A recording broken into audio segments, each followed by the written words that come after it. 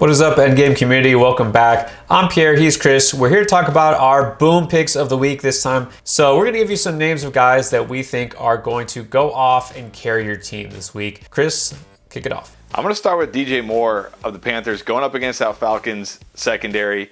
Not good at all. We saw what the Bucs just did to him. If you remember a few weeks back, Dallas was struggling. Then they played the Falcons, and everything was okay again. So I think coming out of the bye, Carolina bounces back. Cam Newton will bounce back. DJ Moore is the number one wide receiver there. He's been good in the couple games with Cam here. So I think DJ Moore is going to go off in Week 14 and boom for your fantasy team. We will see with a new offensive coordinator what the team looks like. Coming off a bye and now someone else calling the shots. I'm definitely going to take a close look at that game, but I agree. DJ Moore, solid start. All right, now Terry McLaurin. It's been scary, Terry. Scary half the time because you don't know what you're getting from him. It's been boom or bust. I mean, really, with him, not necessarily the safe wide receiver one we expected. So going against Dallas, I know a lot of people are scared of Trevon Diggs because 9 interceptions, he leads the league. But guess what he also leads the league in? Yards allowed, and also tied for first with the most yards per reception given up at 17.6. Maybe some of that skewed by some big plays, but it still counts because what are you looking for in a receiver? That's a big play. Who can make big plays? Terry McLaurin can make big plays. So I think that this is a great chance for him to go off. So I'm not only not scared of Diggs, I'm encouraged by this matchup. So definitely fire up Terry McLaurin. All right, who else are you going to fire up in your lineup? I'm firing up Chase Claypool. Did anybody see what happened on Sunday with the Vikings and the Lions? Did anybody happen to catch that? Oh, they got the first win on a walk-off touchdown pass. That's because Minnesota's secondary is not only bad, but they're also decimated with injury right now. This is a secondary you want to take advantage of any chance you can. We know Claypool has that big play ability. Sure, Deontay Johnson is going to have another monster game, but I think Claypool has at least one big play in him in this game. I think he's going to boom in Week 14. So if he's on your bench and you're looking for that upside, put him in your lineup. He'll get it done. Gotta agree with everything you just said there. Claypool is ours worth a shot, but definitely this week. Now, you might have forgotten that Cleveland does have a passing game because we don't see it very often, especially last week because they didn't play last week. But before that, we were seeing Jarvis Landry go for over 100 yards. He's kind of the only thing they got going there because, of course, Odell Beckham is out.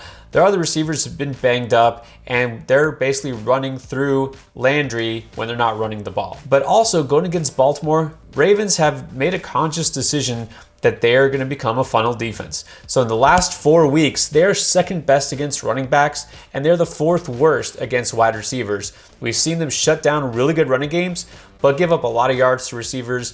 And Marlon Humphrey, now their top corner, out for the season. So Jarvis Landry kind of being the only guy that Baker Mayfield trusts consistently to throw to, I think he's going to have another huge game here. So I'm setting Landry in my lineup everywhere I got him. All right, let's keep going. Give me another boom. I think Javonte Williams did okay in his first NFL start as the lead back, if I'm not mistaken, right? I think he did okay, and I think he's going to do okay again this week, even if he's not the lead back. Even if Melvin Gordon comes back, I think Javonte Williams is going to have another huge game because it's Detroit, and they are very bad against the run. Also, Javonte is just a guy who can do everything, right? He's second to only Jonathan Taylor in missed tackles forced this year, and he has 100 less touches than Jonathan Taylor. He's also incredible in the passing game. He's got the hands. He can make plays after he catches the ball. He can just do everything. So against this Detroit defense who cannot stop the run in any way, shape, or form, I think he's going to have a huge game whether Gordon plays or not. So if you played him last week, you had to like what you got. I think you're going to like it again this week. Keep him locked in your lineup. Yeah, he didn't quite get the 10,000 yards I expected, but he was one of the top fantasy scorers of Week 13. You know, we never wish for injury, but I wouldn't mind, and I know a lot of people feel the same way, if Melvin Gordon took another week or a few to just kind of rest and get right. Maybe the rest of the season. All right, so it hasn't quite happened yet. We know we kind of saw signs, the DK Metcalf blow-up game where he just goes insane and wins you your week. Let's just go ahead and say it's going to be this week. I was worried about him. He did okay last week, but the most encouraging thing, back on track as far as target share. 8 targets, almost had a touchdown, almost had another big play. Russell Wilson just didn't quite connect with him.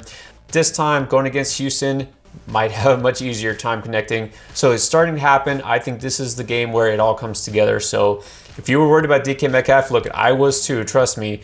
let's just kind of forget about that. You absolutely have to start him, plug him in week 14.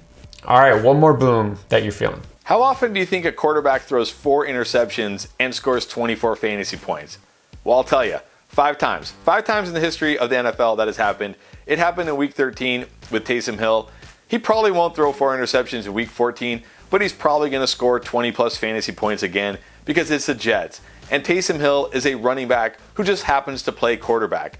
And this Jets defense is an absolute mess. They couldn't even cover Dallas Goedert. They didn't even know where Dallas Goedert was in that game. They made Gardner Minshew look like a top 20 real-life quarterback. It doesn't matter if Taysom Hill's finger is off the bone. He doesn't even need to throw the ball in this game. He might run for 200 yards and 3 touchdowns.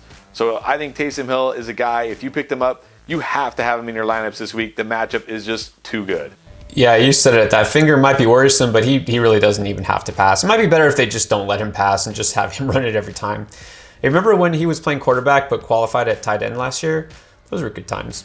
All right, speaking of tight end, my last boom pick, well, this might seem kind of silly to say, but some people are legitimately worried about Travis Kelce not carrying their fantasy teams like he did last year. Last week, only 3 catches for 27 yards, and now he's gone 3 straight games without a touchdown. But I feel really good that Kelce's going to bounce back with a monster game going against the Raiders, who have been a tough pass defense, but they're kind of softening up lately. But here's the thing, against tight ends specifically, they allow the 2nd most fantasy points. Also, it should be known that Travis Kelce's best game of this season was just a few weeks ago in week 10 against the Raiders when they played the first time, 119 yards. I think that Kelce, if you were worried about him, not that you were going to bench him, I know that, but you set him in your lineup. But also, if you feel like his price is good in some of these DFS leagues, you grab him because this could be the blow-up game that you were hoping for. All right, those are our boom picks for week 14. We also have busts, and we tell you our must-start running backs, wide receivers. We have all sorts of ways in addition to these videos to help you win. Just check out the information in the description below. And of course, give us a thumbs up if you like what you see. All right, guys, thanks for watching.